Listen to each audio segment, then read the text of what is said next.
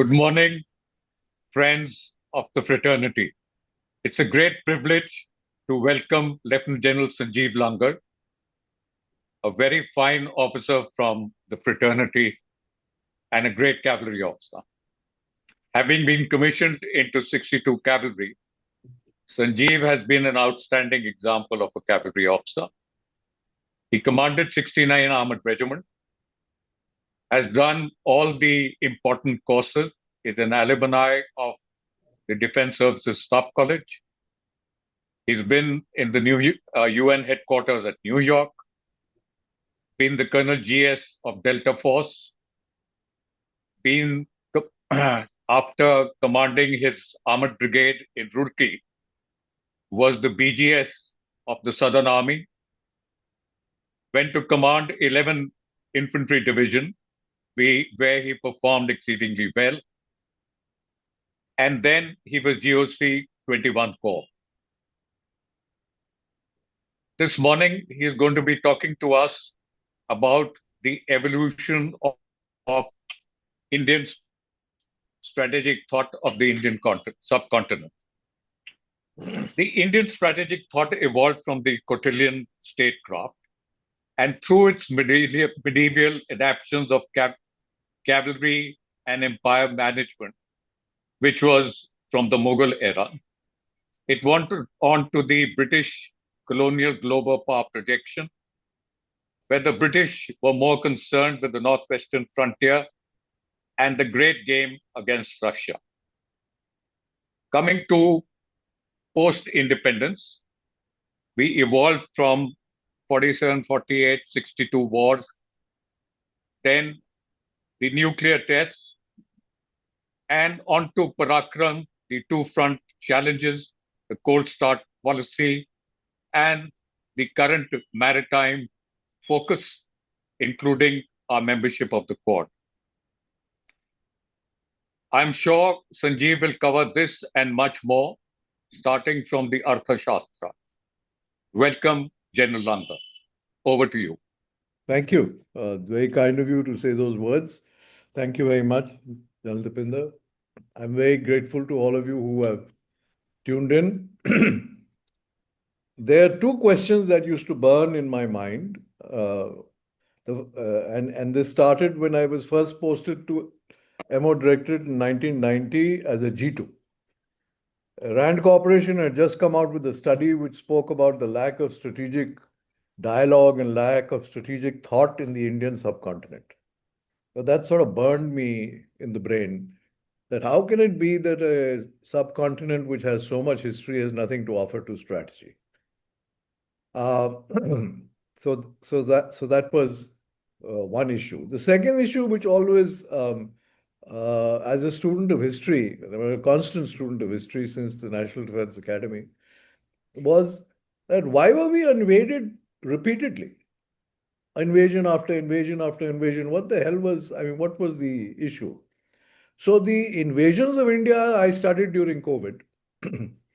But trying to unearth the native, if I use the word generically, thought of our indigenous, it's a very loose term, indigenous people, was the other pursuit that I followed. So I in the time allotted to me, intend to give you a survey, and I hope that I will be able to instill more questions in your mind than give you solutions, because this is an enormous subject. Each of these personalities, who I will discuss with you in very, very brief, have got a very, very distinctive philosophy. It's fair to say at the outset that we have a distinctive way of thinking, and I have tried to outline that for your benefit.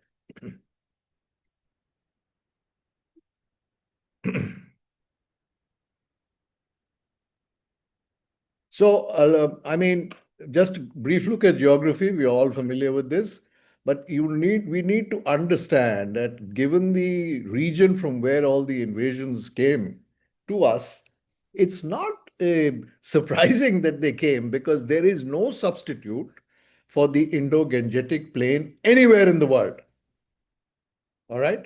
And you talk about the Fertile Crescent, which goes into the Euphrates and the Tigris River and coming down to the Nile. Great, they're great areas. Okay, and that's where apparently a lot of agriculture and life started, but now is being redated with new finds. But there is no substitute for the Indo-Gangetic plains in terms of total agricultural alluvial soil which is available. And in the days of yore, the main wealth that accrued to ruling houses was from agriculture. Now, why are the Mughals great? They barely were here for 2 centuries. All right. So they don't really rate as the word great. Okay. But the amount of wealth, the amount of prosperity that they generated from this Indo Gangetic plain, and then later on you get the Brits who come to the same region but are far more efficient at collection of taxes and therefore become far richer than anybody else. So let's not forget the fact that this is a fatal attraction, the Indo-Gangetic plains.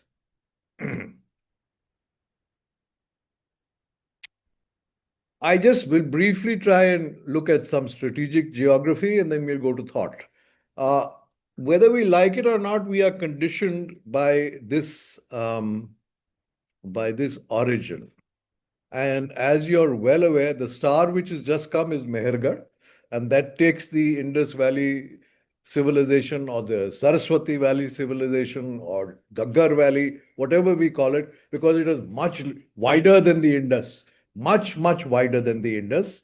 It takes it back to 7,500 BC with the discovery of Mehergarh, where the Airavars.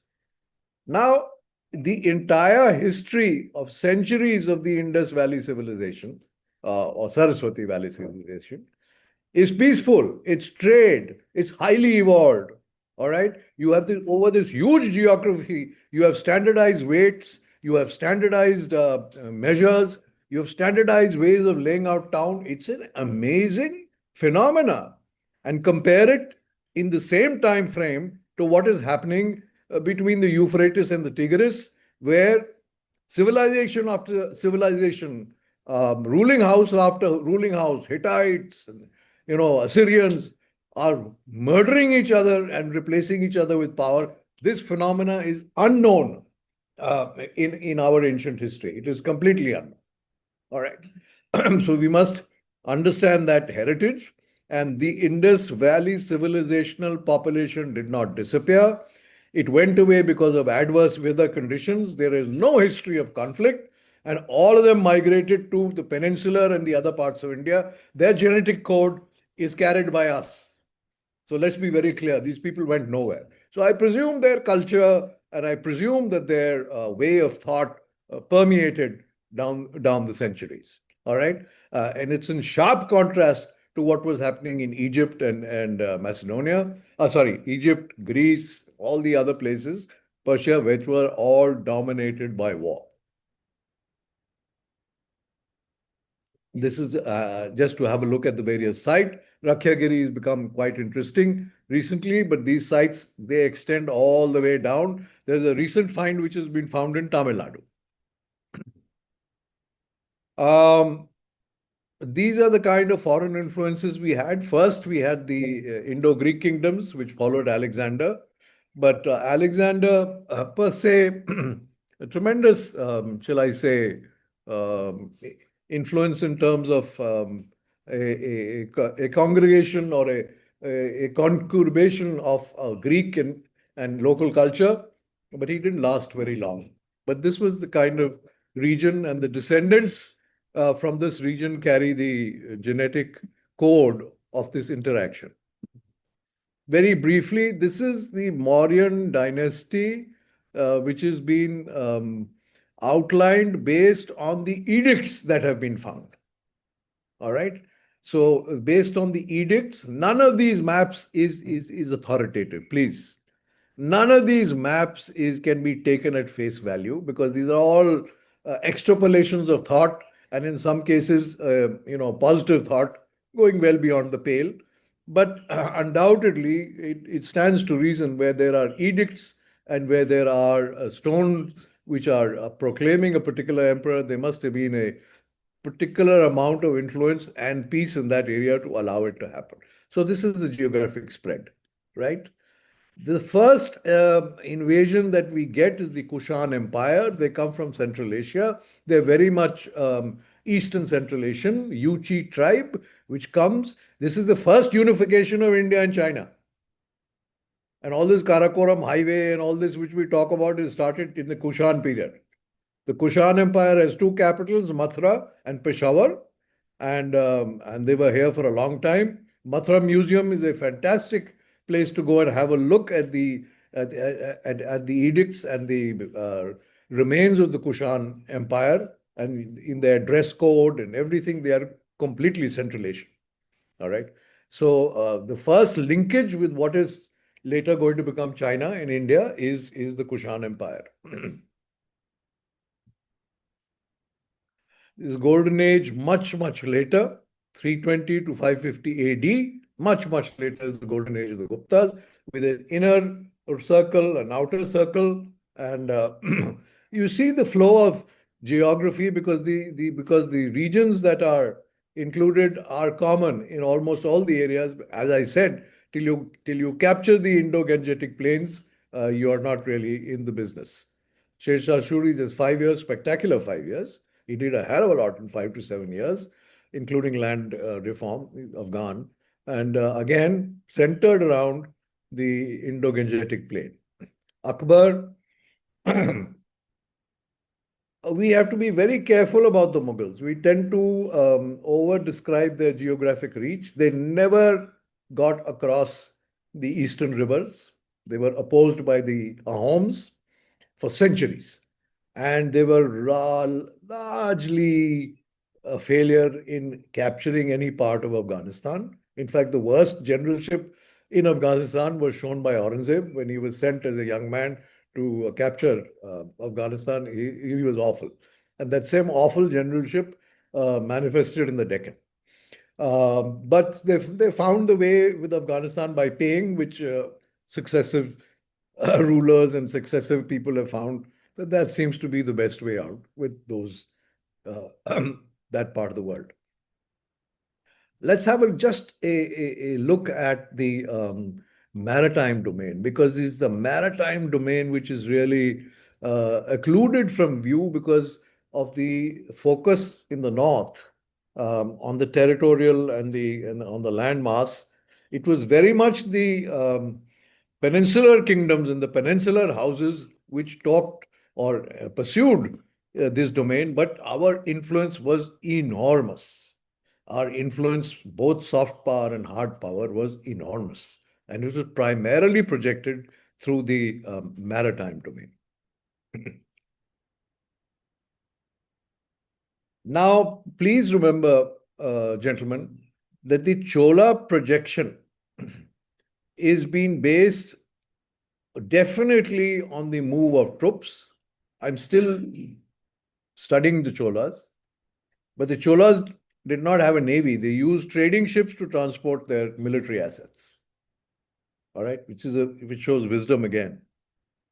And the Cholas are, I mean, they are been here for centuries, and they are truly a great empire, right? And they had three capitals, so they were powerful and rich enough to have three capitals. You know, Chola Mandalam and Gangaikonda are two of them. And as they expanded through Indonesia and Southeast Asia, the expansion was based on trade. Some places the expansion was militarily reinforced.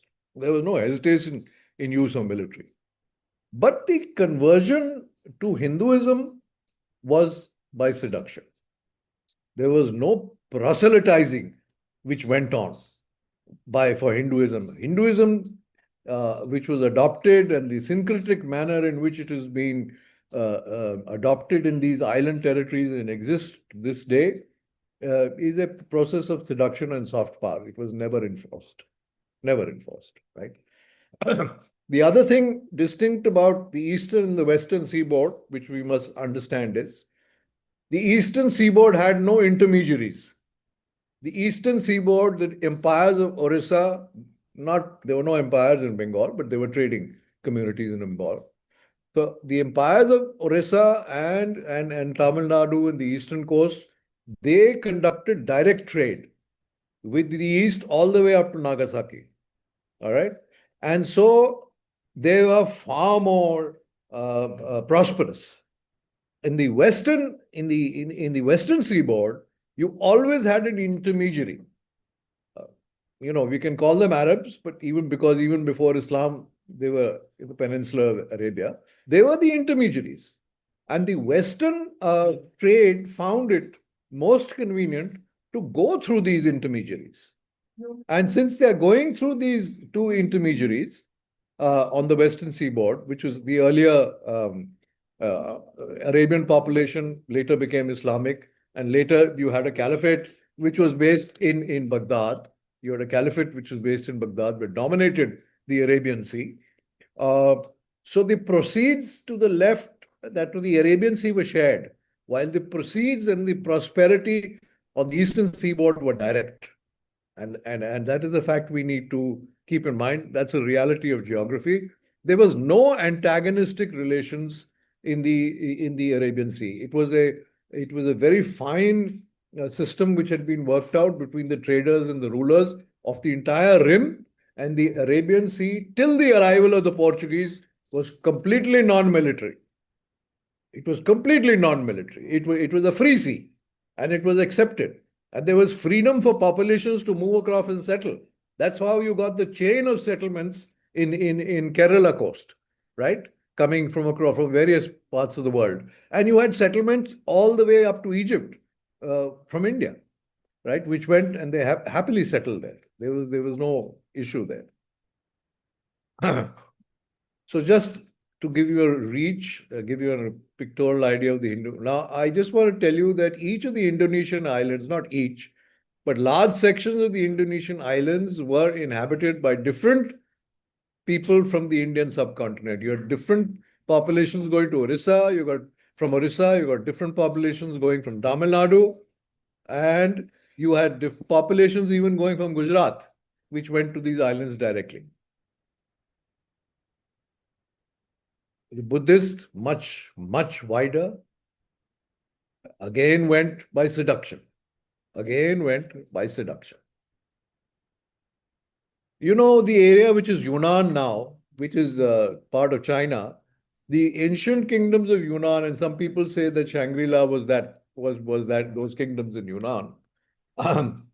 They modeled themselves on Ashoka, and they prided themselves in calling their country, their leaders, Ashoka 1, Ashoka 2, Ashoka 3, all the way up to Vietnam, all the way up to Vietnam, the Champa civilizations, all right, all the way up to Vietnam, the Champa civilizations were all a spread of Hinduism, and it all happened completely by seduction.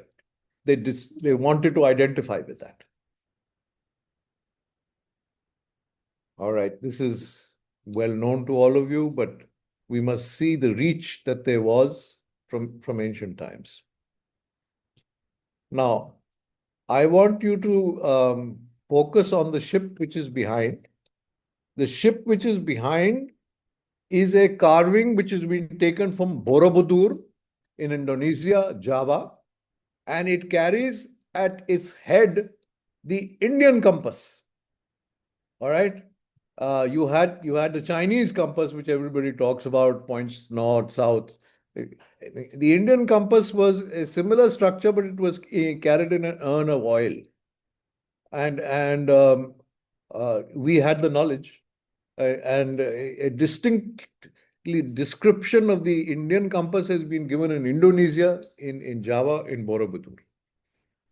But this is what the attitude was to the seas, as I have enumerated for you. Please contrast this with the Western attitude to the seas, where the entire Western world talked about capture of seas. And freedom of the seas has only started appearing in 1856 by the thought of Hugo Grotius. All right. Before that, it was a question of occupying the seas, controlling the seas, And that is what the Portuguese brought into the Arabian Sea and later on to the Bay of Bengal, where they eliminated whatever little opposition there was and dominated the entire seas. And thereafter, it became a question of sea control. The only person to challenge this were the Marathas much later. But this concept was alien to Indian waters. All right. So this is just ancient trade routes. We can see that. So the salient conclusions are there was no restriction on borders. Afghanistan to Bengal was one continuum. There was a vibrant, dynamic, ambitious overseas interest. There was no hesitation in use of force, but what was sought was amalgamation. All right. It was not a naked use of force. And by and large, the influence traveled on the back of trade, but there was armed intervention when it was required. Let's not get away from that. Some thinking. I'd like to go back to this famous gentleman. You know, Indians are a strange community mentally. The British lionized the Greeks and the Romans because it suited them. And the entire version of Alexander's conquest of India, it's called Conquest of India, is tailored from the version of Arrian's Anabasis. Now, Arrian's Anabasis was written, I think, 3 or 4 decades after Alexander died. It is not a live description. All right. And he interviewed people who'd been in the battles and then compiled this Anabasis. And when it talks about the Battle of Hydaspes, of the 5 people that he interviewed, 2 of them give a version in which actually Porus won. And this was a version which was picked up by Marshal Zhukov when he came to address the Indian Military Academy in a passing out parade. And he said, what India did to Alexander is much more than what Russia did to Napoleon. Because Napoleon went back and raised armies and got back into circulation again. Alexander died. He lost all his preeminence and he died. He was speared by a Soda Rajput on his journey down the Indus, right? So for us as intellectuals, military intellectuals, the important thing is not that who won and who lost, but the important thing is now so far removed from history, there is another version given by Greek people who were in the battle. And why should we ignore that version? All right. So let's look at Alexander and his strategy. Alexander was inherited the Macedonian army, which his father had perfected. They were Macedonians. They captured Greece. All right. And he was a very daring general. And his military guru was a Thracian general called Epaminondas. Epaminondas' strategy in battle was, in the entire battle space, find the strongest element and knock it out. Thereby, you dominate the whole battle space. All right, that was Epaminondas. So, what Alexander does is, when he comes against the Persian Empire, right, he identifies that Darius is the most important person in the battle space. And the 2 battles which he fought with Persia, which gave him the Persian Empire, Issus and Gaugamela, in both these battles, Darius runs when he's attacked. Okay, he refused to fight. So, riding this model, he gets the whole Persian Empire and he comes to India because he wants to go to the end of the Persian Empire. Part of us were Satrapi then. And at that point of time, he confronts Porus. Incidentally, I'd like to highlight the fact that Porus belonged to what we call uh, these Gana Shankar, these Gana Rajas, who were virtually like democracies, right? They were straightforward Rajas and they were Gana Sanghas, which were like democracies run by debate, much like the Greek model, like the Greek model. And just as a matter of interest, Buddha and the Mahavira are all products of the Gana Sanghas. and so was Porus, the head of a Gana Sangha. He appealed to the flanking kings to join him against this foreigner, but of course, he didn't get their support. So he comes to battle. Now, Indian mercenaries, I use the word Indians loosely, Indian mercenaries had been fighting for the Persians for many decades before that. All right. Indian bowmen were in great demand, Indian elephants were in great demand. Indian elephants have fought Alexander in Issus and Gaugamela. So the knowledge of that is not alien to to Porus when they come to attack. So everywhere on the river Jhelum, where Alexander puts cavalry, Porus puts elephants opposite them on the river, and he's unable to find a crossing. All right, this is not argumented.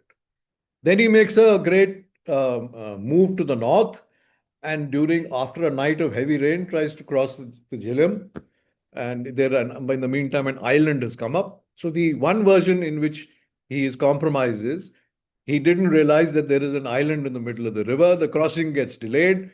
Porus sends his son to stop him. By the time the son arrives, Porus Alexander is still struggling. Son gets killed in the battle, but as Alexander crosses, he's attacked and his horse is killed. That's a fact. Bucephalus died, and Bucephalus is buried on the banks of the Jhelum, right? And then they say that there was a compromise.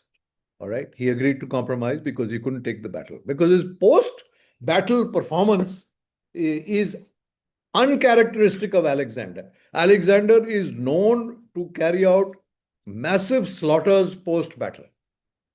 He is a very brutal person, right? And these are documented by Western scholars, not Indians.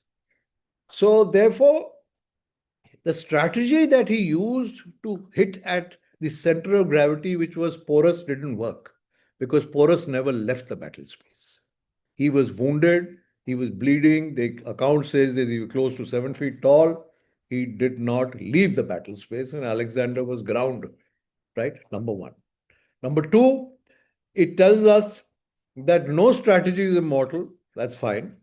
And unintended consequences always play up, which we know as military leaders. Most important is asymmetry.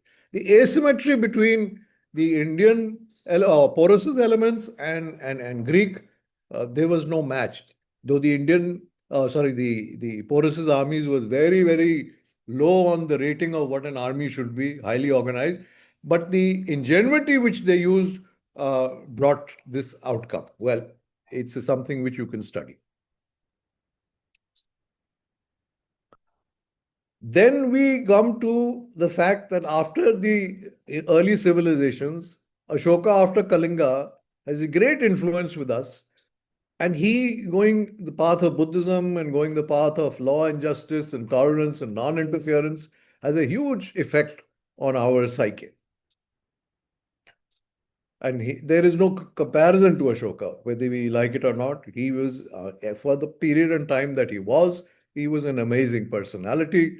And the way that he mutated himself into a peaceful monarch. There are a lot of criticism now that that was the reason why we lost India and all. I don't agree with that at all. He never neglected the armed forces, and he always had the death penalty. Remember, when Ashoka started, he was called Chanda Ashoka. That side of him never went away. So I don't agree with these theories that he weakened the state. Okay, this is what he's put on one of the edicts. This is the one at Girnar in Gujarat. Okay. I will just briefly talk about this invasion phenomena and put it to rest. The guy standing on top is Mahmud of Ghazni. When you have an invader and you have a ruler, there is no comparison. And this is true of all parts of the world. Even when the Turkish powers were at their peak after they had captured, vast territory in Europe and Constantinople, at one point in time, the Mehmed III, I think, refused to give homage and taxes to the Eastern powers. And Temur, mid campaign, turns around and goes and invades Anatolia, smashes the hell out of Mehmed III, collects his taxes, and comes back. Now, this was at a time when, the Turks were at a peak. They'd already captured. But an invader who runs his war economy based on collection of loot and does not have to administer a territory when he goes back is very different to a ruler who has to pick up the threads and start ruling again. All right. Mahmud of Ghazni, I'm sorry to say, there was no match for him because he invaded here. He played havoc here. His military method was far superior. His use of these Central Asian Badakhshan based horsemen with the non-stop fire of arrows from horseback was, I mean, it just could not be contested. It broke up armies, right? He finished after looting here, went back to Afghanistan and started fighting to the west. A person who's in the saddle all the time, lives by fighting, has no other ilk, has no other domain, will will always be supreme in battle, right? And he went to different places on different invasions, and in one of them, that is the invasion of the Central Asian, Central North Indian plains. Uh, he used, it was led by an Indian Brahmin general Tilak. All right, so there is much more to all these invasions and all that we read about, right? And this was Kannauj. And when he retreats from Kannauj, Tilak picks up 26,000 artisans and takes them back to Afghanistan for construction. And these artisans, musicians, etc., are supposed to be the origination of the gypsies who then went to Europe. Okay. So it's a simple thing. When you have a contest between a lion and a tiger, hypothetically, who will win? Well, the bets are on the lion because the lion spends his time scrapping. He's always in a pack, he's always scrapping. Oh, he will win. So, similarly, with an invader who has no other interest except invasion, he will win. 2 centuries later come Muhammad Ghori, the only northern Indian general who could hold him. It was widely known, it's written in history, was Prithviraj Chauhan. And Prithviraj Chauhan beats him in the first battle of Terrain and pursues him. A pursuit was a weak thing with the people in the Indian subcontinent. But he pursues him from Ajmer all the way to Bathinda and sees him across the desert. All right. But then he comes in the second battle of Terrain when various factors, including the deceit and play up on our side, and he prevails, right? So this is the thing. They have the ability to come again and again. And each of the people who are in their teams who are fighting, perfecting fighting, are only coming for loot and what it means. Let's be very clear that from 13th to the 19th century, the eastern stretches of our country were dominated by the Ahoms. The Ahoms had a completely different version of how to approach rulership. They ruled based on mobilization of societies. They did not rule based on linkages to land. Also, the riverine terrain in the east favored them. Whenever armies from the plains of India tried to penetrate, they were always defeated. And these reaches were never captured by any power. I'd like to talk about Vijayanagar. You can see the period that this empire was there. 3 centuries. If there is a Spartan entity in India, then it is Vijayanagar. Because Vijayanagar modeled itself completely on a military state. Very prosperous, complete monopoly of the horse trade, complete monopoly of the horse trade, right? They had ambassadors sitting in what is now Persia and Iraq, picking up horses from there and shipping them directly. Huge linkages with the Portuguese, who were the main traders. Firepower has entered the Indian battle space with the Vijayanagar Empire, not 1526. Firepower had already entered in the lexicon of the battles of Vijayanagar, right? Krishna Deva Raya is one person who is written extensively. He has been written and by Portuguese scholars have translated his works, Portuguese priests and scholars, and they are available. All right. And Krishna Deva Raya is one person, talking about thought now, who has never been defeated in battle, never been defeated in battle. And even he, when he talks about offensives, look how nuanced his thought is. You know, he's a very nuanced thought on how to go on an offensive and how to have your mindset. This is a distinctly Indian phenomena. This mindset is distinctly Indian, right? Vijayanagar Empire goes into eclipse after the Battle of Talikota, but the Battle of Talikota is a ridiculous mistake because the Raya at that point in time was 91 years old, carried in a litter, refused to give command to a general, insisted on commanding it, and it was disastrous. This is the high tide of the Maratha Empire. Now, Shivaji, what is he to be? These are guys who are not influenced by the British, right? Right now. So, Shivaji, what is his original thought process? Firstly, there is a clear connectivity between Vijayanagar and Shivaji, right? Shivaji's father was a great general, and he worked with the Deccan Sultanates. But the Deccan Sultanates had come up in the territory of Vijayanagar. And many of the Nayaks, the leaders of the Vijayanagar, were advisors to him.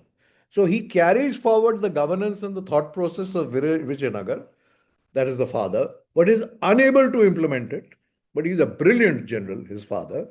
So he gives a small Jagir to his son, which is his parent Jagir, right, in the Mawals, tucked away in the Deccan. And that's from there Shivaji starts, inspired by his father and his mother, right? And he has a triad of aspirations: Swaraj, Swadharma, Swabhasha, right? Swaraj is a unique thought, but definitely taken from the thought of Vijayanagar, right? Vijayanagar is influenced this thought process, though they didn't speak of Swaraj, but he speaks of it.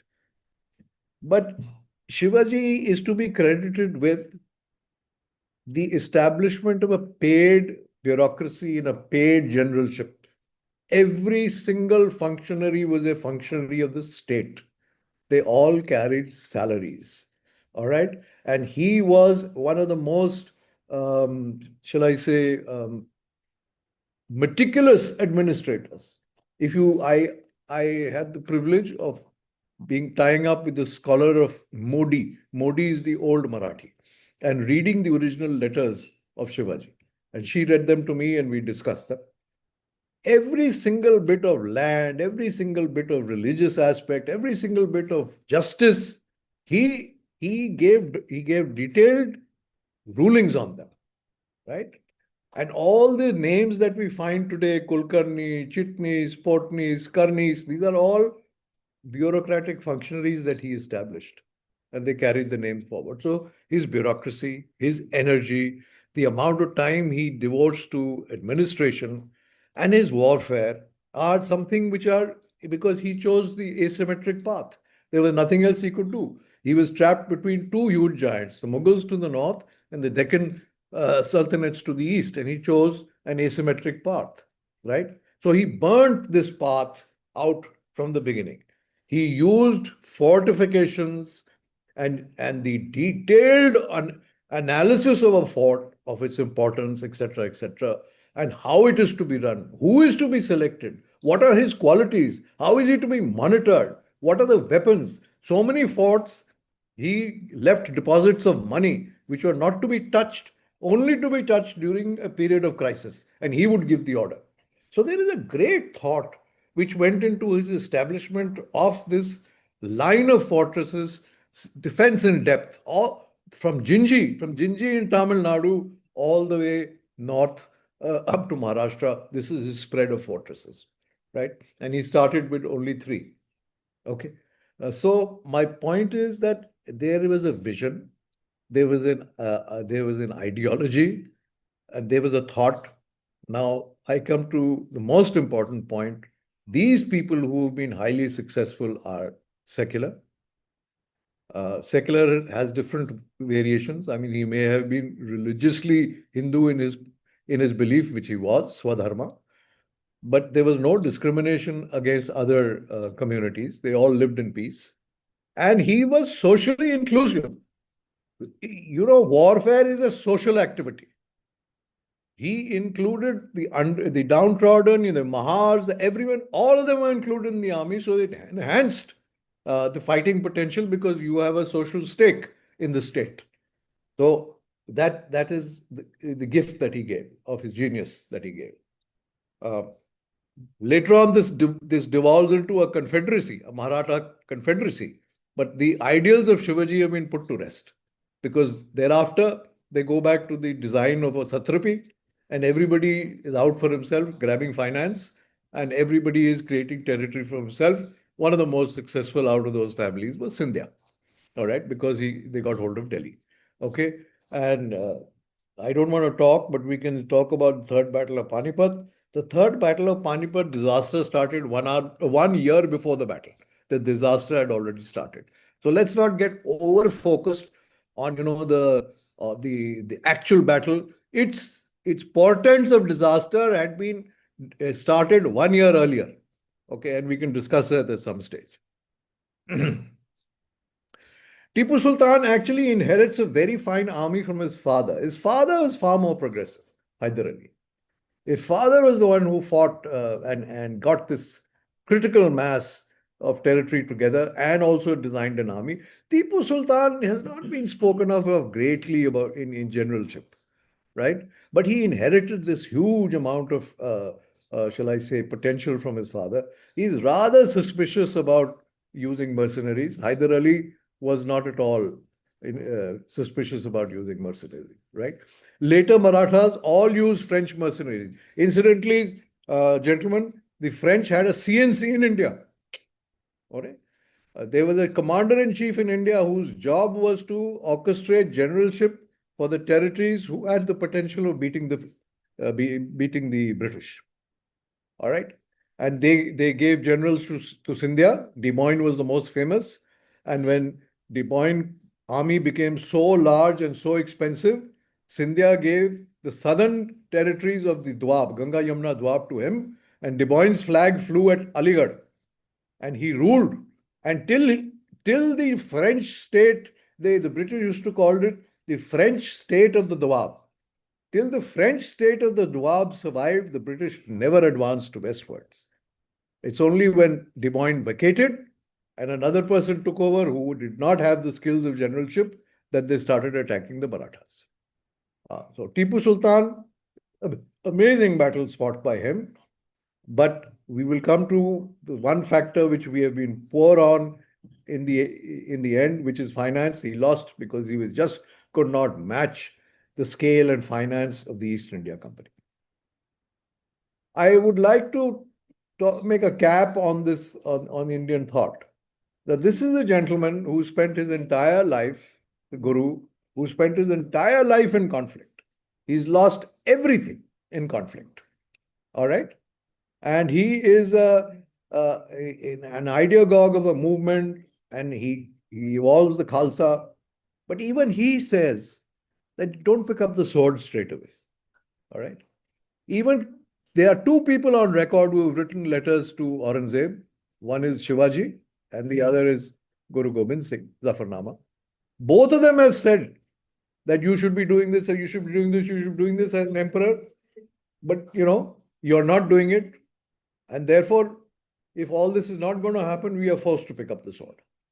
So that is some way ingrained in our thinking. I would like to say that the creation of the Khalsa is not a simple thing. The creation of the Khalsa is a social mobilization which is unequaled in the subcontinent. Right? Extreme social mobilization, everyone integrated.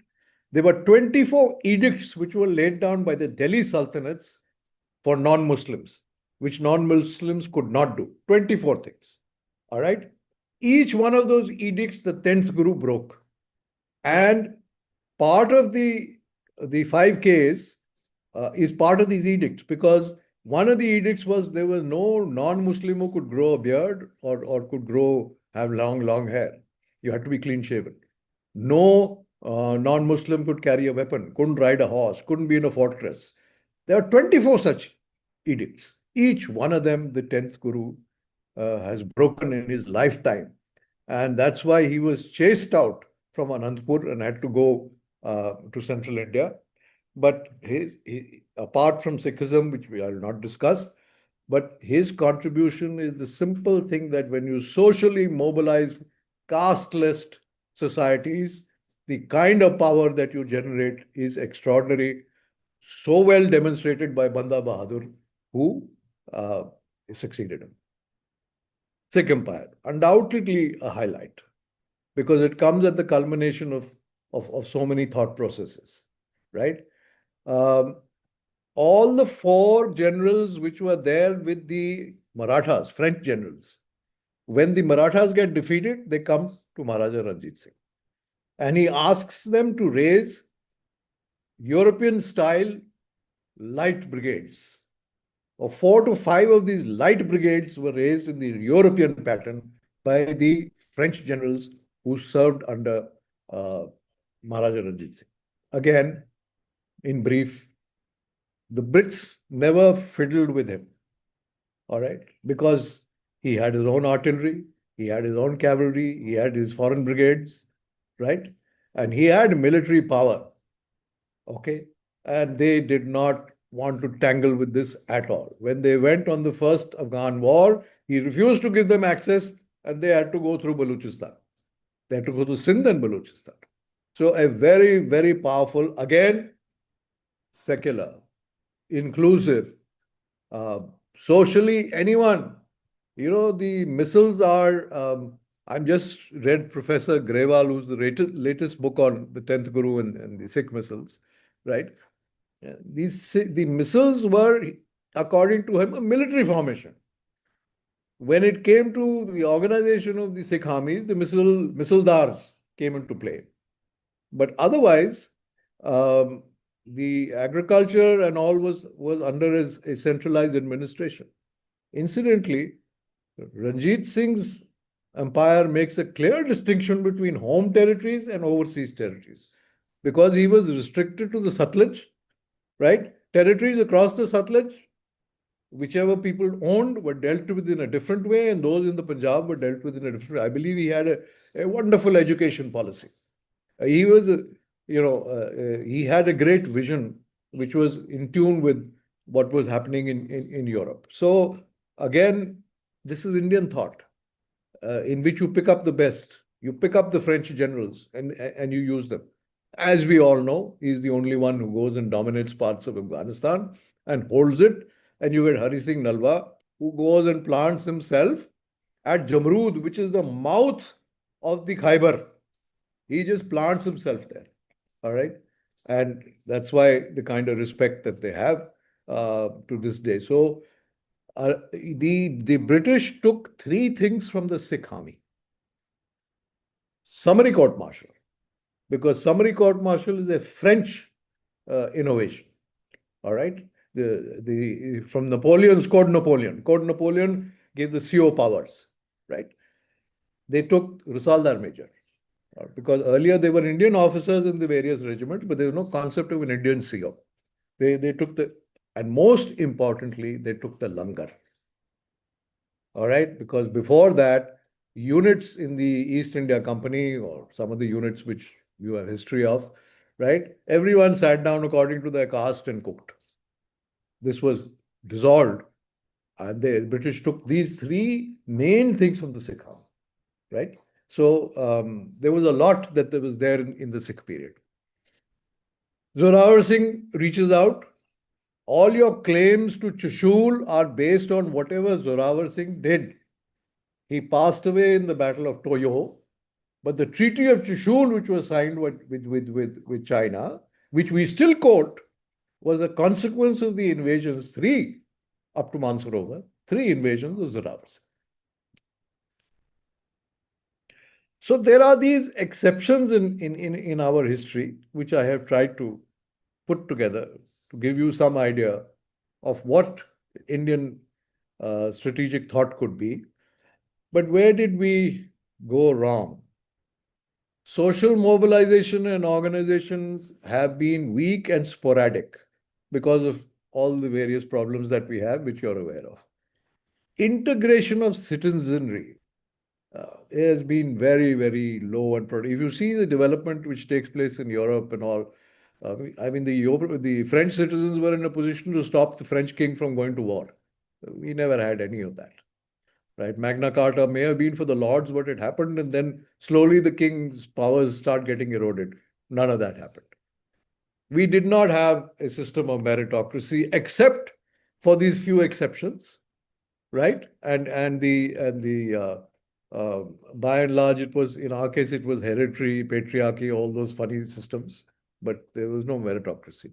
We did not have a renaissance, except commencing in Bengal in the late 1800s as a consequence of Western education. That is where the Renaissance and the freedom movement started, but it was very late.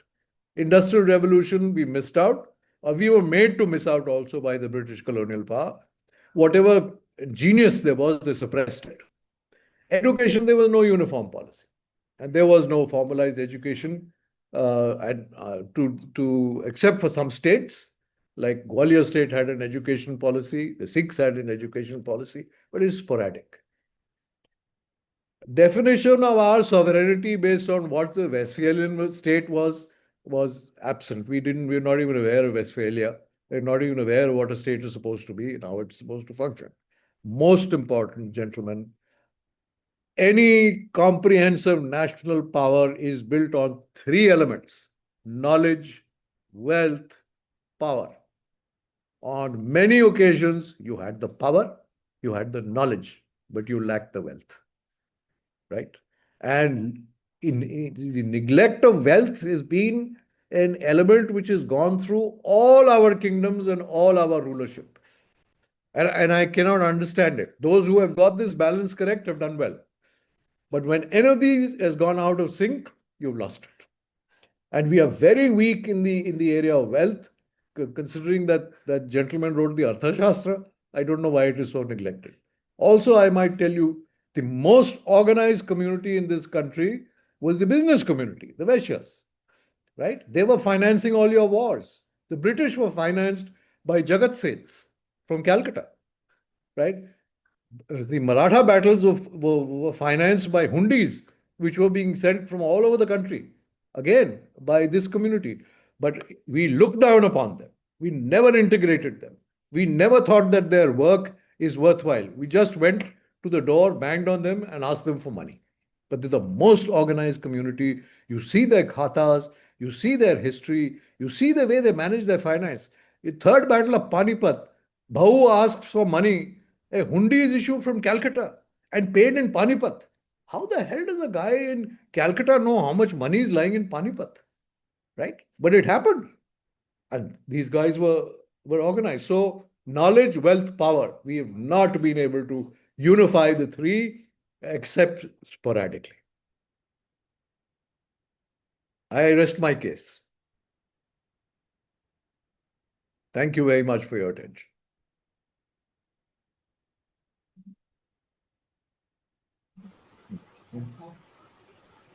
Sorry, I joined late. Well Cheers done. to Sanjiv. Cheers to Sanjiv. Yes, well done. Really good. Missed out on the beginning, but excellent, Sanjeev. God bless. Yeah. Sir, are there any questions you would like to ask General Langer, sir? Oh. Sanjeev, compliments. You've traced the evolution of the Indian strategic thought from millennia.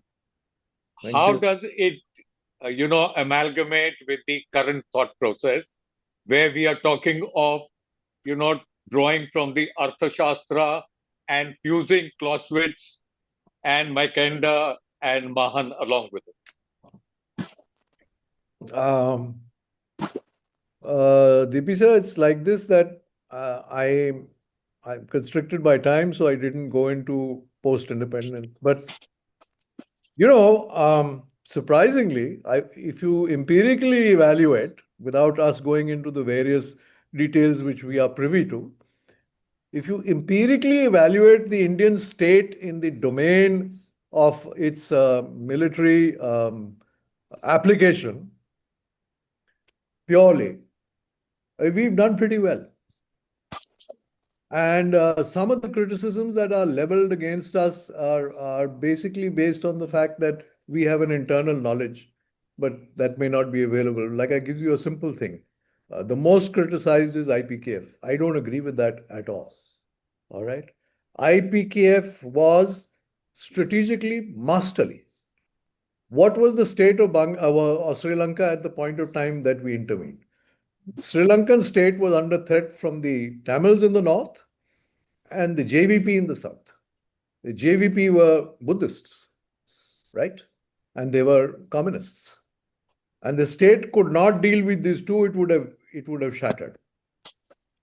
By going into the north, the IPKF, you gave the state enough time to sort out the JVP on their own terms. All right? Forget about IPKF and how our misdemeanors manifested, which we are all privy to, right? As soon as this is resolved, the president asks for the IPKF to withdraw, because that's a different story told to me by General Kalkat, who was the OFC at that point in time. But the fact remains is that when you withdraw, two things are there. The Indian army would not have massacred the LTT as it was done by the Sri Lankan army. So that's the first thing. And secondly, good, bad, and different, or whatever, Sri Lanka is one unified state.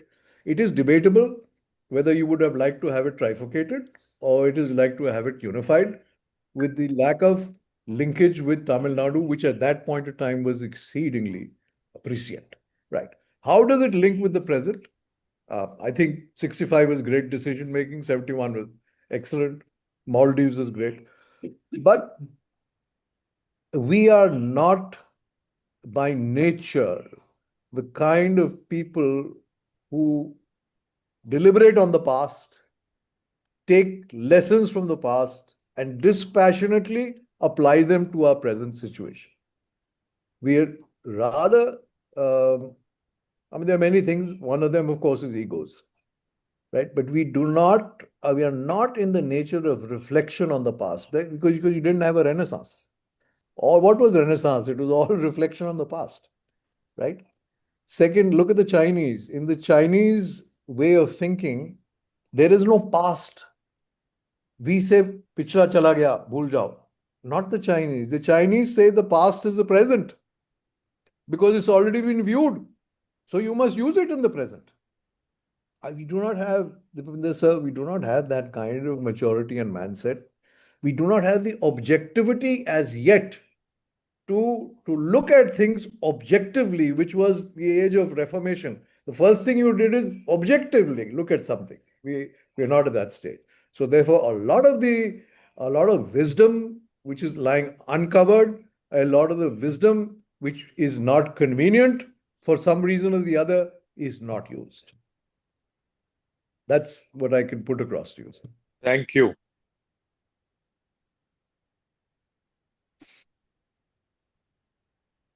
General Langer, sir, one question. On the Please. last slide, your last bullet point, wealth, power, and wisdom. How do we see it in today's context? In today's context, you are. I think you're. You are progressing towards attainment of wealth. But the wealth that you are generating is inequitous. The inequity is growing, wealth is undoubtedly growing. An inequitous society is not the best kind of a society to have in the modern world, right? Knowledge, I think it is there in very, very, very small pockets. It is not harnessed. You have excellent brains. The best intellectual prowess, I would say, is the Indian minds. right? Having worked abroad and worked with many nationalities, the flexibility, reach, range, tenacity, ability to apply is very much Indian subcontinent, right? But you're not very good at harnessing all that, right? You're not very good. It's lying in silos, right? And this aspect of networking, which the West learned in the colonial period. The colonial period of the 1500s was the high tide, I would say, of convergence of knowledge. It was used for exploitation, but it was a high tide, right? We have not reached that stage of convergence. We converge very sporadically and very poorly. So your true development of knowledge has to be fired by an objective reality, not by other constraints, right? Power, I don't think, we